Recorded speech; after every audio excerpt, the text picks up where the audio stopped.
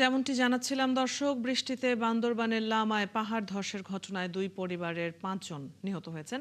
এই মুহূর্তে সেখানকার খবর জানাতে আমাদের সাথে যুক্ত হচ্ছেন সহকর্মী জহির রায়হান।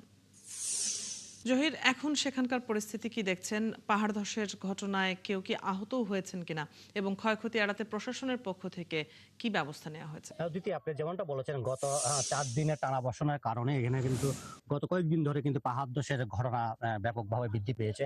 গতকাল এবং গত পরশুদিন এখানে কিন্তু পাহাড় ধসের বাড়িঘর বিধ্বস্ত হয়েছে এবং আজ বৃহস্পতিবার ভোর সকালে কিন্তু লামার আজিজনগরের যে মিশন পাড়া রয়েছে, মিশন পাড়ায় পাহাড় ধসে চাপা পড়ে 2 পরিবারের 5 জন নিহত হয়েছে। একই পরিবারের 3 জন সহ 5 জন নিহত হয়েছে। তবে আহতের কোনো খবর পাইনি। তবে স্থানীয় লোকজন যেটা জানিয়েছেন, ওই যে উদ্ধার কাজ চালাতে গিয়ে কয়েকজন লোক সামান্য আঘাতপ্রাপ্ত হয়েছে। আর এখানে বৃষ্টি আজকে একটু কমলো, থেমে থেমে বৃষ্টি হচ্ছে, বৃষ্টি কমলো, কিন্তু নদীর পানি সাঙ্গো মাথা নদীর পানি বৃদ্ধি পাচ্ছে।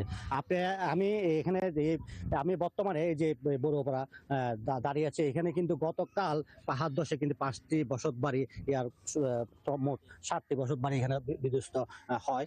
আসলে এখানে লোকজন যেটা জানিয়েছেন, ওরা রাতে এখানে কিন্তু অনেকগুলো ঘর ঝুঁকিপূর্ণ অবস্থায় রয়েছে, আপনারা দেখতে পাচ্ছেন।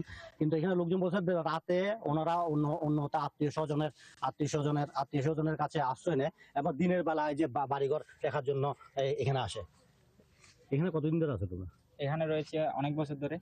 এই যে পাহাড়ের ঝুঁকিপূর্ণ মধ্যে কেমন করে বসবাস করতেছো? আমরা ঝুঁকিপূর্ণের মধ্যে, এখন পাহাড় ধসের কারণে আমরা এক জায়গায় স্থিরভাবে থাকতে পারছি না। আমাদের এখন রাস্তায় গিয়ে অবস্থান করতে হচ্ছে। এখন পাহাড় ধসের কারণে বাড়িঘর ভেঙে গেছে, একই জায়গায় অবস্থান করা যাচ্ছে না। এই যে বিশাল ফাটল দেখা যাচ্ছে বা এটা কারণ কি? এটার কারণ হচ্ছে পাহাড় কাটার কারণে এই ফাটলটা দেখা যাচ্ছে। নিচে যে বসতি আছে উনি উনি পাহাড়গুলো কেটে হ্যাঁ, ফেলছেন। পাহাড়গুলো কেটে যাচ্ছে। যে আপনি যেমনটা শুনতেছেন, লোকজন বলছে এখানে পাহাড় কাটার কারণে আসলে অধিকাংশ পাহাড় ধসের ঘটনা ঘটছে।